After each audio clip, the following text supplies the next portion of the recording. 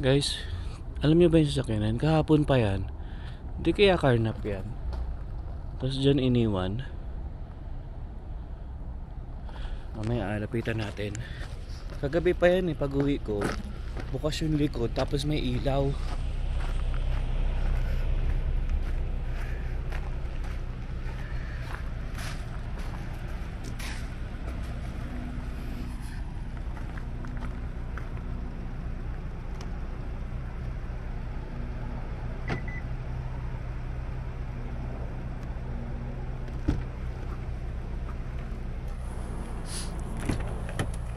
Dito guys sa Canada, no? Talama ka mga carnapping dito. So tingnan natin.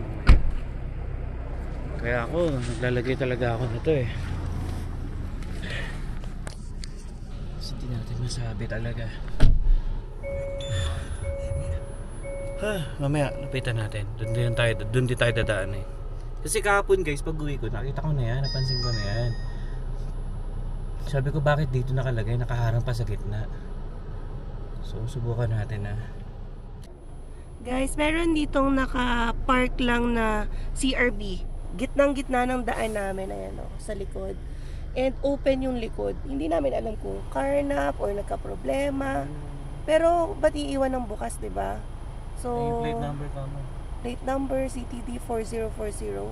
Pwede rin natin i-call, diba? Kasi, nakaharang siya sa daan, ayan Buti na lang, meron pang other way dito, pero ayan, hindi natin alam anong nangyari.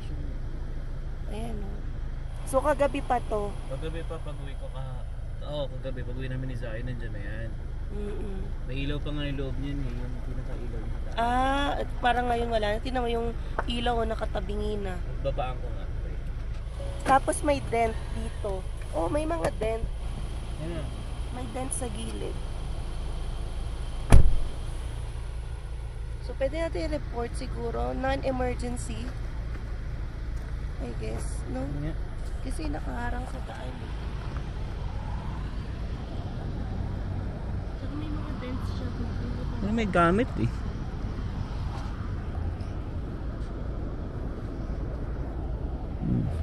Malinis naman. Ewan, ba't iniwan dito? Ayan safety training. Actually may nakita rin ako na to dun sa amin. Ito.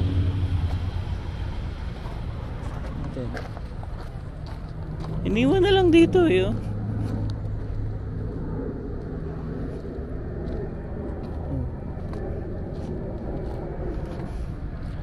Ito bukas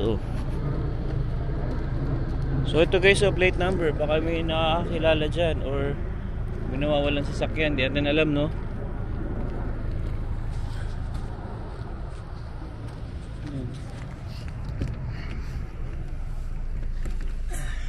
So ayan guys follow up doon sa kotse na nakita natin kanina sa likod ng ating bahay or yung back alley. So tumawag tayo sa non-emergency hotline ng Calgary Police Service. Pag emergency kasi usually mga accidents or kung anong crime yun na watch mo, ganyan. So 911 yun. Pero ito, ni-research ko sa Google ano yung hotline. And then una muna na-direct ako sa operator. Sinabi ko nga ano yung nakita ko and then sabi niya i-connect daw ako sa dispatch team. Yan para kasi ma-check yung car. And then, medyo long wait din nasa 45 minutes. Yun, tinanong ulit ano yung problem or issue. So, sinabi ko nga may car park sa likod ng alley namin. And then, nasa middle ng road, open yung trunk. Wala namang kaming nakitang tao, so it's unoccupied. Tinanong yung plate number, sinabi namin, buti na lang nakuha. Although, yun nga nakalimutan ko kung Alberta license plate pa yun. Hindi ko na makita dito sa aming action camera. Napakaliit kasi dapat play namin to sa computer para kita ko kung ano ba yung Alberta ba, BC. Sinabi namin, we think Alberta but we are not sure. So, it's okay lang daw kung hindi maalala or not sure. So, tinanong pa nga, is the suspect at the scene? Sabi ko, we don't know because when we got there or when we passed on that car, it's unoccupied, so nobody's there. Anong malinis yung loob eh, sinilip ko eh. Tapos tinanong ko ano yung model, like SUV, like old model nga, old car. Tapos sabi ko na lang may few dents. So yun lang, sabi niya magpapadispatch daw sila ng unit to check on that car. And then binigyan din ako ng number in case meron pang developments, meron na naman kaming ma-observe. Pero sinabihan kami na wag na nga raw munang lalapit. So antayin yung police na dumating. Pero sabi ko nga, we are already on our way to work. Kaya baka mamayang gabi pa kami makabalik. So we will see kung ano man mangyari, kung nandun pa rin ba yun or na-resolve na ng mga police. Ayan, so ganun dito. At least, diba, merong dispatch tip na pwedeng mag-check. Yan, kung carnap ba yan, or iniwan lang, or nagka-problem. Tapos, diba, umuwi na muna yung may-ari. So, we don't know. Pero syempre, ano siya eh, nakaharang sa daan. So, kailangan ma-resolve din nila yun. Or pwedeng yung police, yan, magpapatawag na sila ng towing service. Kasi, obstruction yun sa daan. Yeah. Tinanong pa nga ako kung anong facing south or north. Sabi ni Alvin, facing north. And syempre, hindi ko alam para yan. And ano pa ba yung mga tinanong? Yun lang naman. Anyway guys, no, kahapon kasi pag-uwi nga namin ni Maya, napansin ko na yun. Na sabi ko, bakit nandito sa gitna ng daan to? So inisip ko baka may siraan lang. Kasi nga nakabukas yung likod eh. So binaliwala ko yun. Tapos ayun, pagtapo ko kanina ng basura, yun nga yung nakita ko. Sabi ko, ba't nandito pa itong sakyan na to? Kaya yun yung unang-una kong vlog guys no kanina nung binidyoan ko. Tinanong rin ako kung kailan pa doon nakita yung sabi ko 6 PM kagabi pag-uwi namin ni Zion. Nung pag-uwi nila. May ilaw pa nga yun yung dito, yung ilaw niya dito. Parang kanina umaga wala na. O na, wala na, patay siguro, drain na siguro yung battery. Tapos yung, eto ano tawag dito, yung sa mirror nila nakalaglag na. Hindi ko napansin. Nakalaglag na. So, hindi natin alam paano magagamit kung nakalaglag yung mirror. Pero yung loob, tinignan ko, malinis naman. Hindi yun siya yung tipong, alam mo yun, yung tinignan yung mga ano. Kasi yung screen niya dito, nandun pa rin eh. Oo. So, hindi natin alam. Pero tinanong ako ng operator, sabi niya, have you seen any weapons inside or in the vicinity? Wala naman ako nakita. Syempre, hindi ako bumaba. Yan, si Alvin, sinilip lang. Sinilip ko lang, malinis yung loob eh. Pero yun nga, syempre, nag-iingat iniisip ko nga, baka may tao doon sa kasi nanonood kami ng mga murder na episodes. Yung kay Lincoln Lawyer, di ba? May tinagong bangkay sa car niya. Yung mga ganong pagkakataon, pero wag naman sana. So, sana ano lang, nagka-problem lang. Pero di ba, parang unusual kasi open yung likod. Oo, bakit pa yun?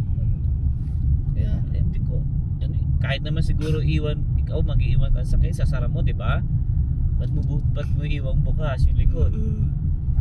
So, malaman natin, tingnan natin kung mag-update sila. Hindi ko na napansin yung baby ko na doon yung susi sa loob. Hindi ko napansin eh. Kung nakalagay dito yung susi. Eh, mahirap na kasi i-open mo yun. Oo nga. Overreaching na yung silip mo. Kasi ano lang, saktong silip lang si Alvin. Dapat nga pala sinilip ko kung may susi sa... Hayaan mo na ang mga pulis ang umisip ng ganun. Kasi mamaya matouch mo, kunwari, ano yan, part ng crime or evidence, diba? Hindi pwede. Makaka-tarnish ka pa ng scene nila. So anyway, late ka na ba? Sakto lang. Okay din pala nang dumaan, dire-diretso na to sa'yo. Oo, sabi ko 10 minutes lang, And may na-discover si Alvin na daan kasi may dinaanan kami guys na kaso wala, hindi, di ba sabi patong na doon sa binuklat ko rin yung mga sa gilid eh, wala din. Sabihan ko na lang siya. Guys, ang ganda ng weather ngayon, double digit na kami. Yes. 11 plus 11 degrees Celsius. Ito nakakatakot pag winter, ito pababa. Madulas dito. Pero hindi, nililinis naman siguro. Dire-diretso lang pala to. Wala na traffic sa Crowchild. Dapat nung ka na lang dumaan. No? ito Mount Royal School. Ito yung mga sa high school ba? Ito pala yun. Ito pala yung dire-diretso niya. Ayun na rin ba yung simbahan, baby? Nakikita ko na. Kaya nga, ito na yung sa'yo. galing, no? Diretso lang. Ang bilis lang. Tapos kakaliwa lang tayo doon. Di ba kumakaliwa ako doon? Yan. Ito pala yun. Galing. Sarap pa na yung ano. Pero kasi, ang kagandahan lang naman din doon sa atin sa Ogden. Pag Glenmore mo kasi dire-diretso na, tapos Crowchild ka na eh. Dun madalas traffic eh. Oo nga lang. Pero dito, okay din. Kasi galing kasi tayo dito sa sa dating bahay natin. Kaya dito niya tayo pinadaan. So yun guys, mamaya na lang ulit. Kwentuhan tayo ulit after na lang ng work namin. Right? Oh guys, pauwi na tayo. Kakasundo lang natin kay Zion. So tingnan natin kung nandito pa yung sasakyan.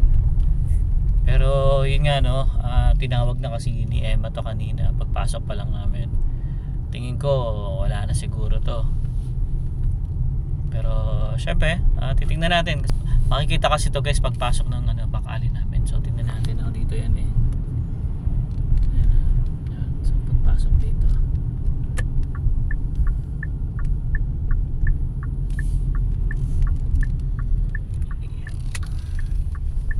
Tingnan natin kung nandito pa.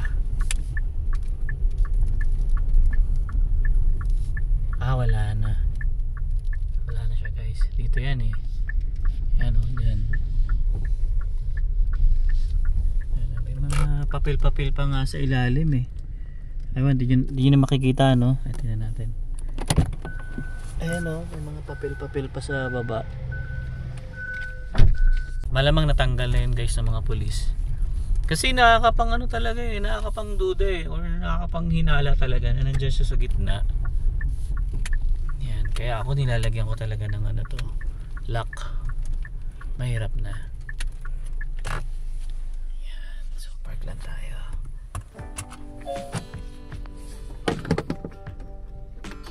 Kaya ako guys, lagi ako meron na to. Yan. Nilalagyan ko talaga na to. Kahit sabihin nilang useless, sabi daw nila useless daw yan.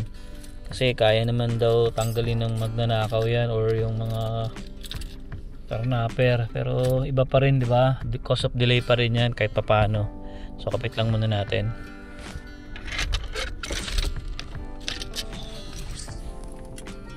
Yan. Okay. So baba na tayo Zion. Baba na tayo sa bahay.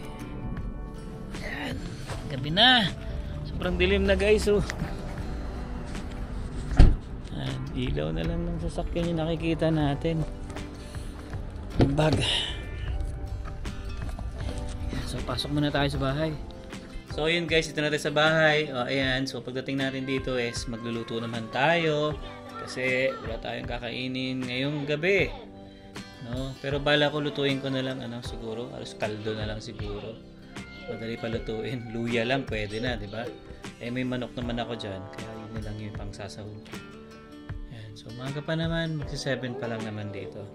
Okay, so yun guys, I hope na nag-enjoy ka sa vlog namin and pagdating sa mga sasakyan talaga natin guys, kailangan ingatan natin, hindi natin talaga minsan mga malayan or mamaya nagkaroon ng problema. Gaya dati guys, na-experience ko na yan, nabasagan ng salamin, nanakawan ng gamit sa loob ng sasakyan. Tapos yun talaga, kaya bumili na talaga ako ng yung panlock sa manubela. Alright, so hanggang dito na guys. See you on the next one. Peace.